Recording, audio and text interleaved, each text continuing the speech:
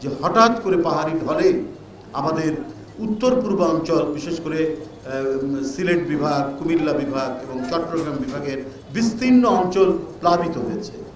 বাংলাদেশ জাতীয়তাবাদী দল এর অন্তর্নিহিত যে মূল আদর্শ সেটি হচ্ছে মানব কল্যাণ।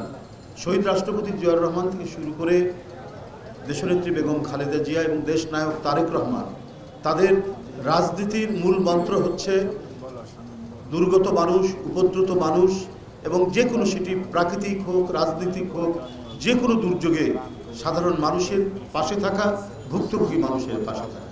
আপনারা দেখেছেন এই ভয়ঙ্কর এক দানবীয় সরকারকে পতনের আন্দোলনে আমাদের কত নেতাকর্মী নিহত হয়েছেন, সাধারণ ছাত্রছাত্রী, কোমলমতি শিশু কিশোররা কত নিহত হয়েছেন, আহত হয়েছেন এবং যারা গুলিবিদ্ধ অবস্থায় এখনও হাসপাতালের পর হাসপাতালে অবস্থান করছেন এবং একদিন দুই দিন পর এখনও আমরা মৃত্যুর সংবাদ পাচ্ছি। এই ধরনের একটি রক্তস্নাত পরিবেশের মধ্যে আপনারা জানেন যে হঠাৎ করে পাহাড়ি ঢলে আমাদের উত্তর পূর্বাঞ্চল বিশেষ করে সিলেট বিভাগ, কুমিল্লা বিভাগ এবং চট্টগ্রাম বিভাগের বিস্তীর্ণ অঞ্চল প্লাবিত হয়েছে।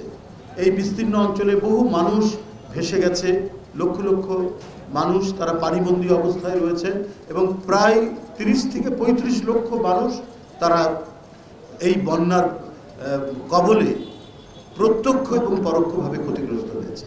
সুতরাং দ্রুত সেখানে ত্রাণ সরবরাহ নিশ্চিত করার জন্য দলের পক্ষ থেকে এই ত্রাণ কমিটি, আমার ডাক্তার এজিএম জাহিদ হোসেনের নেতৃত্বে এই ত্রাণ সংগ্রহ কমিটি, এরা ঢাকা থেকে যারা সামর্থ্যবান মানুষ, যারা সচ্ছল মানুষ, তাদের কাছে আহ্বান জানানো হয়েছে এবং সর্বস্তরের মানুষের কাছে যারা বন্যায় এফেক্টেড নন, ক্ষতিগ্রস্ত নন, তাদের কাছ থেকে আহ্বান জানানো হয়েছে, অনুরোধ করা হয়েছে তারা যে সাহায্যটা দেবেন। আমরা এই ত্রাণ সংগ্রহ কমিটি সেটা সংগ্রহ করে যত দ্রুত সম্ভব তারা উপদ্রুত মানুষের কাছে, বন্যা কবলিত মানুষের কাছে সেটি পৌঁছে দেবেন।